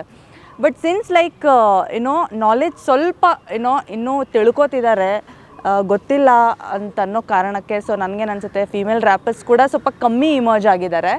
ಸ್ವಲ್ಪ ಜನ ಲೈಕ್ ಒಂದು 4-5 ರ್ಯಾಪರ್ಸ್ ಇದ್ದೀವಿ ನಾವು. And I am very thankful, very great work ಎಲ್ಲ ಫೀಮೇಲ್ ರ್ಯಾಪರ್ಸ್ಗೂ ಆಗಲಿ, ಯಾರೇ ಫೀಮೇಲ್ ಆರ್ಟಿಸ್ಟ್ ಇರಲಿ, ಲೈಕ್ ಫೀಮೇಲ್ ಆ್ಯಂಕರು ಇರಲಿ, ಇಟ್ಸ್ ಅಮೇಝಿಂಗ್ ಒಂದು ಹೆಣ್ಮಗಳಾಗಿ ಕೆಲಸ ಮಾಡೋದು. It's like hats off to everybody. So female rappers ಕಮ್ಮಿ ಇದ್ದಾರೆ because I don't know, maybe ಅವರು ಅವ್ರ ಸ್ಕಿಲ್ನ ಕಂಡಿಡ್ದಿಲ್ವೇನೋ ಇನ್ನೂ, ಆರ್ ಮೇ ಬಿ ಎಕ್ಸ್ಪೋಜರ್ ಇಲ್ಲ ಜನರಿಗೆ, ರ್ಯಾಪ್ ಆಗಲಿ ಅಥವಾ ಈ ಥರ ರ್ಯಾಪರ್ ಆಗ್ಬೋದು ಅನ್ನೋದ್ರ ಬಗ್ಗೆ. ಆ್ಯಂಡ್ ಡಿಫ್ರೆಂಟ್ ಎಷ್ಟೊಂದು ಜಾನ್ರಸ್ ಇದ್ದಾರೆಲ್ಲ ಟ್ರೈ ಮಾಡಬೇಕು ಅನ್ನೋದು ಇನ್ನೂ ಮೇ ಬಿ ಜನರಿಗೆ ಗೊತ್ತಾಗಿಲ್ಲ ಅನಿಸುತ್ತೆ. ಆ್ಯಂಡ್ ಇನ್ನೊಂದೇನೆಂದರೆ, sorry to cut you down, ಒಂದು ಭಯ ಇರುತ್ತೆ ರೈಟ್. ಒಂದು ಆರ್ಟಿಸ್ಟ್ ಆಗಬೇಕು ಅಂದರೆ ಮುಂಚೆ ನಿಮಗೆ ಗೊತ್ತಿರ್ಬೋದು, ಹುಡುಗರಿಗೆ ಆಗಲಿ, ಇವಾಗ ಯಾರೋ ಒಬ್ಬ ಆರ್ಟಿಸ್ಟ್ ಇದ್ದಾನೆ ಅಂದರೆ ಅವ್ರಿಗೆ ಮದುವೆ ಆಗೋದಾಗಲಿ ಅಥವಾ ಅವ್ರು ಲವ್ ಮಾಡ್ತಿದ್ದಾರೆ ಅಂತ ಪೇರೆಂಟ್ಸ್ ಕೇಳಿದ್ರೆ ಆಗಲಿ ಸೈಕೌಟ್ ಆಗ್ಬಿಡೋರು. ಹೆಂಗೆ ಇವನು ಆರ್ಟಿಸ್ಟ್, ಇವ್ನು ಹೆಂಗೆ ನಂಬ್ಕೊಂತೀಯಾ? ಸೊ ಆ ನಿಟ್ಟಿನಲ್ಲೇ ಬೆಳೆಸ್ಕೊಂಬಂದಿರೋದ್ರಿಂದ, ಒಂದು ಎಷ್ಟೋ ವರ್ಷಗಳಿಂದ ಹಂಗೆ ನೋಡ್ಕೊಂಬಂದಿರೋದ್ರಿಂದ ಎಷ್ಟೊಂದು ಜನಕ್ಕೆ ಭಯ ಆಗುತ್ತೆ. ಇವಾಗ ಒಂದು ಹೆಣ್ಮಗಳೇ ಆಗಲಿ ಹೆಣ್ಮಗ್ಳು ಎಸ್ಪೆಷಲಿ, ಇವಾಗ ನಾನು ಏನಾದರೂ ಹೊಸ ಟ್ರೈ ಮಾಡಬೇಕು ಅಂತ ನೋಡಿದ್ರೆ ವೆರಿ ರೇರ್ ಯಾರಾದರೂ ಈ ಥರ ಫುಲ್ ಕಲ್ ಹೃದಯ ಅಂತೀನಿ, ಸಾರಿ, ಗಟ್ಟಿ ಹೃದಯ ಇರೋರು, ಹಾಗೆ ಒಂದು ಸ್ವಲ್ಪ ಬೋಲ್ಡ್ ಆಗಿರೋರಿಗೆಲ್ಲ ಆದರೆ ಅವ್ರಿಗೊಂದು ಇದಿರುತ್ತೆ, ಏನೇ ಆಗಲಿ ಗುದ್ದು ಮುಂದಕ್ಕೆ ಹೋಗ್ತೀನಿ ಅಂತ. ಸೊ ಸಾರಿ, ಲೈಕ್ ತುಂಬ ಜನ ಹೆಣ್ಮಕ್ಳಿಗೆ ಏನಿರುತ್ತೆ, ಅದು ಒಂದು ಭಯ, ಅಥವಾ ನಾನು ಮಾಡಬೇಕೋ ಬೇಡವೋ ಅಂದರೆ, ಬಿಕಾಸ್ ಎವ್ರಿಬಡಿ ಈಸ್ ಲೈಕ್ ನಾನು ಡಾಕ್ಟರ್ ಆಗಬೇಕು, ಇಲ್ಲಾಂದರೆ ಇಂಜಿನಿಯರ್ ಆಗಬೇಕು, ಅಥವಾ ಏನೋ ಒಂದು ಲೈಕ್ ಸ್ವಲ್ಪ ಧೈರ್ಯ ಇರೋರು ಏನೋ ಡಿಫ್ರೆಂಟ್ ಪ್ರೊಫೆಷನ್ ಚೂಸ್ ಮಾಡ್ತಾರೆ. ಎಷ್ಟೊಂದು ಹಲವಾರು ಪ್ರೊಫೆಷನ್ಸ್ ಇದೆ, ಎಲ್ಲಿ ನೋಡಿದ್ರು ನಿಮ್ಗೊಂದೊಂದು ಪ್ರೊಫೆಷನ್ ಕಾಣಿಸುತ್ತೆ. ಆ ಥರ ಇರೋ ವರ್ಲ್ಡಲ್ಲಿ ನಾವು ಡಿಫ್ರೆಂಟಾಗಿ ಟ್ರೈ ಮಾಡಬೇಕು ಅನ್ನೋದೇ ನಂದು request. So even when it comes to rap also, I think ಸ್ವಲ್ಪ ಜನ ಹುಡುಗಿರು ಭಯ ಬೀಳ್ತಾರೇನೋ, ಅಂದರೆ ಪೇರೆಂಟ್ಸ್ ಪರ್ಮಿಷನ್ ಕೊಡ್ತಾರೋ ಇಲ್ವೋ, ಅಥವಾ ಓಕೆ ಓನ್ಲಿ ಈ ಏಜ್ವರೆಗೂ ನಾನು ಮಾಡ್ಬೋದು, ಆಮೇಲೆ ಮದುವೆ ಆದಮೇಲೆ ನಾನು ಸ್ಟಾಪ್ ಮಾಡಬೇಕಾಗುತ್ತೇನೋ, ಹಸ್ಬೆಂಡ್ ಒಪ್ಕೋತಾರೋ ಇಲ್ವೋ.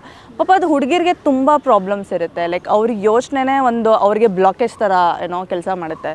ಸೊ ಅದರಿಂದ ಹೊರಗಡೆ ಬಂದು ರ್ಯಾಪ್ ಅಂತ ಅಷ್ಟೇ ಅಲ್ಲ, any decision in your life, stand for your self, ನಿಮ್ಮ ಬಗ್ಗೆನೇ ನಿಮಗೆ ಪ್ರಯಾರಿಟೈಸ್ ಮಾಡಿ, ಸೊ ನಿಮ್ಮ ಲೈಫ್ ನೀವೇ ಚೆನ್ನಾಗಿ ಲೀಡ್ ಮಾಡಬೇಕು, ನೀವೇ ಡಿಸಿಷನ್ ತೊಗೊಳ್ಬೇಕು, ಯಾರ ಮೇಲೂ ಡಿಪೆಂಡ್ ಆಗಬೇಡಿ ಅಷ್ಟೇ. Like oh my God, too much philosophy. Rappers ಅಂತ ಅಂದರೆ ನಮ್ಮ ಲುಕ್ ಅಂದರೆ ಆ ಥರ ಇರಬೇಕು ಅಂತನಾ, ಅಥವಾ ನಾವೇ ಕ್ರಿಯೇಟ್ ಮಾಡ್ಕೊಳ್ಳೋ ಅಂಥದ್ದಾ, ಅಥವಾ ಅದು ಸ್ವತಃ ನಾನು ರ್ಯಾಪ್ ಅಂದರೆ ಅದು ಬಂದ್ಬಿಡುತ್ತಾ ಒಳಗೆ, ನಾನು ಈ ಲುಕ್ಕಲ್ಲೇ ಇರಬೇಕಪ್ಪ ಅಂತ? ಕರೆಕ್ಟ್. ಇವಾಗ ಇದನ್ನು ನಮ್ಮ ಒಂದು ಬೆಂಗಳೂರಲ್ಲಿ one of the first rap group Low Riders ಅಂತ ಇದ್ದಾರೆ, ಅದರಲ್ಲಿ ಎಕ್ಸ್ಟಸಿ ಸ್ಲಾಶ್ ಅಂತ ಒಬ್ಬರಿದ್ರು. ಅವ್ರದ್ದು ಒಂದು ಡೈಲಾಗ್ ಹೇಳ್ತೀನಿ. ಅವ್ರು ಹೇಳಿದ ಡೈಲಾಗ್ ಹೆಂಗೆ ಅಂದರೆ ಇದೇ ಥರದಕ್ಕೆ, ಯೂಸ್ ಟು ಆಲ್ವೇಸ್ ಟೆಲ್, ಇವಾಗ ಒಂದು ಪೊಲೀಸ್ನ ಹೆಂಗೆ ನೋಡಿದ್ರೆ ಪೊಲೀಸ್ ಅಂತ ಹೆಂಗೆ ಗೊತ್ತಾಗುತ್ತೆ, ರೈಟ್? ಇವಾಗ ಒಂದು ಯಾರೇ ಆಗಲಿ, ಒಂದು ಟ್ರಾಫಿಕ್ ಪೊಲೀಸೇ ಆಗಲಿ ಅಥವಾ ರಾಜಕಾರಣಿನೇ ಆಗಲಿ, ನೋಡಿದ್ರೆ ಅವ್ರ ಅಟೈರಿಂದ ಗೊತ್ತಾಗುತ್ತೆ. ಸೊ ಇವಾಗ ರ್ಯಾಪರ್ಸ್ ಅಟೈರು ಅಷ್ಟೇ, ಇವಾಗ ಒಂದು ಕಾಲಕ್ರಮೇಣ ಚೇಂಜ್ ಆಗ್ತಿರುತ್ತೆ. ಮುಂಚೆ ಎಲ್ಲ 5XL 6XL ಬಟ್ಟೆ ಹಾಕೋತಾ ಇದ್ದಿದ್ದು ರ್ಯಾಪರ್ಸ್, ಇವಾಗೆಲ್ಲ ಸ್ಕಿನಿ ಪ್ಯಾಂಟ್ಸ್ ಎಲ್ಲ ಹಾಕೋತಿದ್ದಾರೆ. ಸೊ ಹಾಗಾಗಿ ಒಂದೊಂದು 5 ವರ್ಷಕ್ಕೆ ಒಂದೊಂದು ಸ್ಟೈಲ್ ಚೇಂಜ್ ಇದೆ ರ್ಯಾಪಲ್ಲಿ. ಸೊ ಹಾಗಾಗಿ ನಮ್ಮದು ಪ್ರೊಫೆಷನ್ ಏನಿದೆ ಅಂತ ತೋರಿಸೋದಕ್ಕೋಸ್ಕರ ಇದೊಂದು ಬಟ್ಟೆ ಟೈಪ್. ಆ್ಯಂಡ್ ಇನ್ನೊಂದೇನು ಅಂತ ಅಂದರೆ ಮೇಯ್ನ್ ಫ್ರೀಡಮ್ ಆಫ್ ಎಕ್ಸ್ಪ್ರೆಷನ್. ರ್ಯಾಪ್ದು ಮೇಯ್ನ್ ಏನಂತ ಅಂದರೆ ನಮ್ದು ಏನಿದೆ ಅನಿಸಿಕೆ ಅದನ್ನು ಹೊರಗೆ ಹಾಕಬೇಕು. ಉಪೇಂದ್ರ ಮೂವಿಲಿ ಉಪೇಂದ್ರ ಹೇಳ್ತಾರೆ ನೋಡಿ, ನನ್ನ ಇಷ್ಟ ಬಂದಿದ್ದು ಹಾಕೊತೀನಿ. ಸೊ ಅದು ಒಂದು ಮೇಯ್ನ್ ಮೈಂಡ್ಸೆಟ್ ಇತ್ತು ಅಂತ ಅಂದರೆ, ಅದೊಂದು ರ್ಯಾಪರ್ದು ಫಸ್ಟ್ ಎವರ್ ಮೈಂಡ್ಸೆಟ್ ಅದೇ. ಯಾಕಂತಂದರೆ ನಮ್ಮದ್ರಲ್ಲಿ ಇವಾಗ ಮೂವಿ ಸಾಂಗ್ಸಲ್ಲಾದರೆ 40 ವರ್ಡ್ ಇರ್ಬೋದು, ಇಡೀ ಸಾಂಗ್ ತೊಗೊಂಡ್ರೆ ನೀವು, ಅದು ನಮ್ಮದು 30 ಸೆಕೆಂಡಲ್ಲಿ ಮುಗ್ದೋಗುತ್ತೆ. ರ್ಯಾಪಲ್ಲಿ 30 ವರ್ಡಿಂದ 40 ಸೆಕೆಂಡಲ್ಲಿ ಮುಗ್ದೋಗ್ಬಿಡುತ್ತೆ. ಸೊ ಹಾಗಾಗಿ ತುಂಬ ವರ್ಡ್ಸ್ ಅಥವಾ ನಮ್ಮ ಬರೀ ಸಾಹಿತ್ಯನೇ ಎಲ್ಲ 24 ಗಂಟೆ ಸಾಹಿತ್ಯನೇ ಇರೋದ್ರಿಂದ ನಮ್ಮ ಫ್ರೀಡಮ್ ಆಫ್ ಎಕ್ಸ್ಪ್ರೆಷನ್, ನಮ್ಮ ಬಟ್ಟೆ ಆಗಲಿ, ನಾನು ಈ ಥರ ಬಟ್ಟೆ ಹಾಕ್ಕೊಂಡ್ರೇ ಇದು ಮಾಡೋಕ್ಕಾಗೋದು ಅಂತ ಅಲ್ಲ, ಬಟ್ ಹಾಕೊಂಡಾಗ ಅದೊಂದು ಕಾನ್ಫಿಡೆನ್ಸ್ ಬರುತ್ತೆ. ಐಡೆಂಟಿಟಿ, ಈಸಿ ಐಡೆಂಟಿಫಿಕೇಶನ್ ಅದು. ಎಕ್ಸಾಕ್ಟ್ಲಿ. ಸೊ ಅದಕ್ಕೆ ಆ ಥರ ಅದೇ ಥರ ಇರ್ತಾರಲ್ವಾ, ಒಂದು ಸ್ವಲ್ಪ ಇಲ್ಲಿ ಚುಚ್ಚಿಸ್ಕೊಳ್ಳೋದು, ಮೂಗು ಚುಚ್ಚಿಸ್ಕೊಳ್ಳೋದು, ಹಾಂ, ಪಿಯರ್ಸಿಂಗ್ ಅದೆಲ್ಲ, ಅದೆಲ್ಲ ಇರುತ್ತೆ. Different hair styles. ಲೈಕ್ ನಾವು ಫೀಮೇಲ್ ಆಗಿ ಅಡ್ವಾಂಟೇಜ್ ಏನಂದರೆ, ಲೈಕ್ ನಾವು ತುಂಬ ಸ್ಟೈಲಿಶ್ ಆಗಿರ್ಬೋದು. ಅದೇ ಇವ್ರು ಹೇಳ್ದಂಗೆ ಫ್ರೀಡಮ್ ಆಫ್ ಎಕ್ಸ್ಪ್ರೆಷನ್, ಲೈಕ್ ನಮ್ಗೇನು ಇಷ್ಟ ಇದೆಯೋ ಅದು ನಾವೇನು ಅಂದರೆ ಸೊಸೈಟಲ್ ಏನು ಅದನ್ನೇ ಫಾಲೋ ಮಾಡ್ಬೇಕನ್ನೋದೇನಿಲ್ಲ. ಸಿನ್ಸ್ ನಾವು ಬರೆಯೋದ್ರಲ್ಲೂ ಆಗಲಿ ಅಥವಾ ನಮ್ಮ ಪ್ರೊಫೆಷನ್ ಇರೋದೇ ಲೈಕ್ ಫ್ರೀಡಮ್ ಆಫ್ ಸ್ಪೀಚ್, ನಾವು we talk about the social causes ಅಥವಾ ಏನಾದರೂ ಈ ಥರದ್ರಲ್ಲೇ ನಮ್ಮದು ಪ್ರೊಫೆಷನ್ ಇರೋದ್ರಿಂದ ನಮ್ಮ ಮೆಂಟಾಲಿಟಿನೂ ಹಾಗೆ ಇರುತ್ತೆ. So we would like to wear something we like. ಯಾರೋ ಫಾಲೋ ಮಾಡ್ತಿದ್ದಾರೆ, ಹಾಕ್ಕೊಂಡಿದ್ದಾರೆ, ಟ್ರೆಂಡ್ ಇದೆ ಅನ್ನೋದೆಲ್ಲ ನಾವೇ ಒಂಥರ ಟ್ರೆಂಡ್ ಸೆಟರ್ಸ್ ಅನ್ಕೊಂಬಿಡಿ. ಲೈಕ್ ನಾವೇ ನಮ್ಮ ಕಂಫರ್ಟ್ಗೆ ನಾವು ಹಾಕ್ಕೊಳ್ತೀವಿ. ಆ್ಯಂಡ್ ಇವ್ರು ಹೇಳ್ದಂಗೆ ಬ್ಯಾಗಿ ಲೂಸ್ ಆಗಿರೋದು ಏನಕ್ಕೆ ಹಾಕ್ಕೊಳ್ತೀವಿ, ತುಂಬ ಜನ ಇದು ಕೇಳ್ತಾರೆ ಆಯಿತಾ, ನೀವು ಅವ್ರು ಲೂಸ್ ಆಗಿರೋದು ಹಾಕ್ಕೊಳ್ತೀರಾ ಯಾಕೆ ಅಂದರೆ, I mean like I think ಟೈಟಾಗಿರೋದು ಹಾಕ್ಕೊಂಡ್ರೆ ಅಷ್ಟು ಕಂಫರ್ಟಬಲ್ ಇರಲ್ಲ. ಇವಾಗ ಫುಲ್ ಹೊಟ್ಟೆ ತುಂಬ ಊಟ ಮಾಡಿ ಕೂತ್ಕೊಂಡಿರ್ತೀವಿ ಅಂದ್ಕೊಳ್ಳಿ, it's not comfortable. So loose ಬಟ್ಟೆ ಹಾಕ್ಕೊಂಡ್ರೆ ಆರಾಮಾಗಿ ಇರ್ಬೋದು, ಕಂಫರ್ಟಬಲ್ ಆಗಿರ್ಬೋದು, ನಮ್ಮ ಮನಸ್ಸಲ್ಲಿ ಓಪನ್ ಅಪ್ ಆಗಿ ನಾವು ಮಾತಾಡ್ಬೋದು. ಅದಕ್ಕೆ like it's just because of that. Yes, ನನಗೆ ಬಹಳ ಕ್ಯೂರಿಯಾಸಿಟಿ ಇತ್ತು ಈ ಪ್ರಶ್ನೆ. ಮೇ ಬಿ ನನಗೆ ಅದಕ್ಕೆ ಉತ್ತರ ಸಿಕ್ಕಿದೆ. ಇನ್ನೊಂದು ವಿಚಾರ, ಇನ್ನು ಈ ರ್ಯಾಪಿಂಗ್ ಮಾಡಬೇಕು ಅಥವಾ ನಾನು ಕೂಡ ರ್ಯಾಪರ್ ಆಗಬೇಕು ಅಂತಂದರೆ ಅದಕ್ಕೆ ಕೂಡ ಸಂಗೀತ ಅಭ್ಯಾಸ ಅವಶ್ಯಕತೆ ಇದೆನಾ, ಸಂಗೀತ ಕಲಿಬೇಕಾ ಅದಕ್ಕೂ ಕೂಡ ಅಂತ? ಸಂಗೀತ ಕಲಿಯೋದಕ್ಕಿಂತ ಒಂದು ಬೇಸಿಕ್ ನಾಲೆಜ್ ಇರಬೇಕಾಗತ್ತೆ. ಅಂದರೆ ತಾಳದ ನಾಲೆಜ್ ಮೇನ್. ಏನಂತಾರೆ, ಮೀಟರ್ ಅಥವಾ ಟೆಂಪೋನ ಹಿಡಿಯೋವಂಥ ಒಂದು ನಾಲೆಜ್, ಒಂದು ತಾಳ ಬೇಸಿಕ್ಲಿ ಇವಾಗ ಯಾವ ಬೀಟ್ ಹೋಗ್ತಿದೆ ಆ ಬೀಟ್ಗೆ ಒಂದು ತಾಳ ಹಾಕ್ತಿದ್ದೀವಿ ಅಂದರೆ ಅದೊಂದು ಬೇಸಿಕ್ ನಾಲೆಜ್ ಬೇಕೇ ಬೇಕು. ಮೋರ್ ದೆನ್ ಸಂಗೀತ ನಾಲೆಜ್ ಅನ್ನೋದಕ್ಕಿಂತ ಸಾಹಿತ್ಯದ ನಾಲೆಜ್ ರ್ಯಾಪರ್ಸ್ಗೆ ಜಾಸ್ತಿ ಇರಬೇಕಾಗತ್ತೆ. ಸಂಗೀತದ್ದು ಬರೀ ಬೇಸಿಕ್ ಇದ್ರೂ ನಡೆಯುತ್ತೆ. ಆ್ಯಂಡ್ ಮುಂದಕ್ಕೆ ಹೋಗ್ತಾ ಆಗುತ್ತೆ. ಮುಂದಕ್ಕೆ ಹೋಗ್ತಾ ನಾನು ಅಷ್ಟೇ ಸ್ಟಾರ್ಟ್ ಮಾಡಿದಾಗ ನನಗೂ ಏನಂತ ಸಿಂಗಿಂಗ್ದೇನು ಗೊತ್ತಿರಲಿಲ್ಲ. ಹಾರ್ಮೋನಿಯಂ ಚಿಕ್ಕ ವಯಸ್ಸಿಂದ ಬಾರಿಸ್ತಿದ್ದೆ, ತಬ್ಲಾ ಆ್ಯಂಡ್ ಹಾರ್ಮೋನಿಯಂ. ಯಾಕಂದರೆ ಭಜನೆ ಮಂಡಳಿ ಅಲ್ಲಿ ಇಲ್ಲಿ ಹೋದಾಗ ಮಾಡಿಸ್ತಿದ್ದೆ, ಅದೊಂದು ಬೇಸಿಕ್ ಐಡಿಯಾ. ಇವರು ಅಷ್ಟೇ ಚಿಕ್ಕ ವಯಸ್ಸಿಂದ ಸಿಂಗಿಂಗ್ ಎಲ್ಲ ಮಾಡ್ತಾಯಿದ್ರು. ಕಾಲೇಜ್ದೇನೇ ಫಂಕ್ಷನ್ಸ್ ಇದ್ರೂ ಅಲ್ಲೆಲ್ಲ ಸ್ಕೂಲ್ ಕಾಲೇಜಸ್ಸಲ್ಲೆಲ್ಲ. ಸೊ ಹಾಗಾಗಿ ಒಂದು ಬೇಸಿಕ್ ಐಡಿಯಾ ಬಂದುಬಿಡುತ್ತೆ ನೋಡಿ. ಆ ಟೈಮಿಂಗ್ ಅನ್ನೋದು ಬಂದುಬಿಟ್ರೆ ಅಲ್ಲಿಂದ start. First stage timing, second stage ಬಂದು ಒಂದು ಸ್ವಲ್ಪ ನೊಟೇಷನ್ಸ್ ಕಲಿಬೇಕಾಗತ್ತೆ. ಇವಾಗ ಯಾಕಂತ ಅಂದರೆ ಇವಾಗ ಒಂದು ಮ್ಯೂಸಿಕ್ ಡೈರೆಕ್ಟರ್ ಹತ್ರ ಹೋಗ್ಬಿಟ್ಟು ಕುತ್ಕೊಂಡಾಗ ಅಫ್ಕೋರ್ಸ್ ಇದು ಅಡ್ವಾನ್ಸ್ ಲೆವೆಲ್ ಹೇಳ್ತಿದ್ದೀನಿ, ಫಸ್ಟ್ ಲೆವೆಲ್ದಲ್ಲ. ಅವ್ರು ಹೇಳ್ತಾರೆ ನಿಮ್ಗೆ ಯಾವ ಸ್ಕೇಲಲ್ಲಿ ಬೇಕು ಸರ್, ಯಾವ ಸ್ಕೇಲ್ ಕಂಫರ್ಟಬಲ್ ಇದೆ, ಇವಾಗ ನಾನು ಎ ಮಾಡಲಾ ಅಥವಾ ಬಿ ಮಾಡಲಾ ಅಥವಾ ಡಿ ಮಾಡಲಾ ಅಂತ ಕೇಳ್ತಾರೆ. ಮುಂಚೆ ಎಲ್ಲ ಆಗಿದ್ರೆ ಒಂದು 6-7 ವರ್ಷ ಮುಂಚೆ ನನಗೆ ಗೊತ್ತಾಗ್ತಿರ್ಲಿಲ್ಲ. ಇಟ್ಸ್ ಲೈಕ್ ಓಕೆ, ಒಂದು ಬೇಸಿಕ್ ನಾಲೆಜ್ ಗೊತ್ತಿತ್ತು, ಬಟ್ ಹೆಂಗೆ ಅಂತ ಗೊತ್ತಾಗ್ತಿರ್ಲಿಲ್ಲ. ಹೋಗ್ತಾ ಕಲ್ತ್ಕೊಂಡು ಹೋಗ್ತೀವಿ, ಬಟ್ ತಾಳದ ನಾಲೆಜ್ ಅಂತೂ ಬೇಕೇ ಬೇಕು. ಅದು ವೆರಿ ಬೇಸಿಕ್ ನೆಸೆಸಿಟಿ. ಅದಾದಮೇಲೆ ಲೈಕ್ ಪ್ರಾಪರ್ ರೈಟಿಂಗ್, ಸಾಹಿತ್ಯ ಅಂತೂ 100%. ಓಕೆ, ಅವ್ರವ್ರ ಇನ್ನೊಂದು, what is the difference between normal ಸಾಂಗ್ಸ್ಗೂ ರ್ಯಾಪ್ ಸಾಂಗ್ಸ್ಗೂ ಏನು ಡಿಫ್ರೆನ್ಸ್ ಇದೆ? ನಾರ್ಮಲ್ ಸಾಂಗ್ಸ್ ಬಂದುಬಿಟ್ಟು ಲೈಕ್ ಕಂಟೆಂಪ್ರರಿಶ್ ಇರುತ್ತೆ. ನಾರ್ಮಲ್ ಸಾಂಗ್ಸ್ ಏನೋ ಯಾವುದೇ ಟಾಪಿಕ್ ಮೇಲೆ ಏನೋ it could be like love ಅಥವಾ ಬ್ರೇಕಪ್, ಎನಿ ಟಾಪಿಕ್ ಮೇಲೆ ಬರಿಬೋದು. ಆ್ಯಂಡ್ ಅದರದ್ದು ಸಂಗೀತ ಬೇರೆ ಥರ ಇರುತ್ತೆ. ಬಿಕಾಸ್ ನಮ್ಮ ರ್ಯಾಪಲ್ಲಿ ಹಿಪಾಪ್ ಬೀಟ್ಸು ಕೆಲವೊಂದು ಏನೋ ಇವ್ರಿಗೆ ಚೆನ್ನಾಗಿ ಗೊತ್ತು, ಆ ಥರ ಬೀಟ್ಸ್ ಇರುತ್ತೆ ನಮ್ಮ ರ್ಯಾಪಲ್ಲಿ. But when it comes to normal songs, ಅವ್ರದ್ದು ಫ್ಲೋನೇ ಬೇರೆ ಇರುತ್ತೆ, ಹಾಡೋ ರೀತಿ ಬೇರೆ ಇರುತ್ತೆ, ಅಂದರೆ ಹಾಡೋ ಶೈಲಿ ಬೇರೆ ಇರುತ್ತೆ, ವರ್ಡ್ಸ್ಗಳು ಸ್ವಲ್ಪ ಬೇರೆ ಇರುತ್ತೆ. ಆ್ಯಂಡ್ ಸ್ವಲ್ಪ ಸ್ಲೋ ಇರುತ್ತೆ, ಸ್ಲೋ ಪೇಸ್ ಆಗಿರುತ್ತೆ. ಆ್ಯಂಡ್ ಸ್ವಲ್ಪ ಏನೋ ಹಿಂಗೆ ಏನೋ ದೆರ್ ಆರ್ ಲೈಕ್ ವೇವ್ಸ್ ಥರ ಇರುತ್ತೆ. ನಮ್ಮ ರ್ಯಾಪ್ ಫುಲ್ ಕಟ್ ಸ್ಟ್ರೇಟ್ ಹಂಗೆ ಇರುತ್ತೆ. So this is the major difference in normal song and ರ್ಯಾಪಲ್ಲಿ.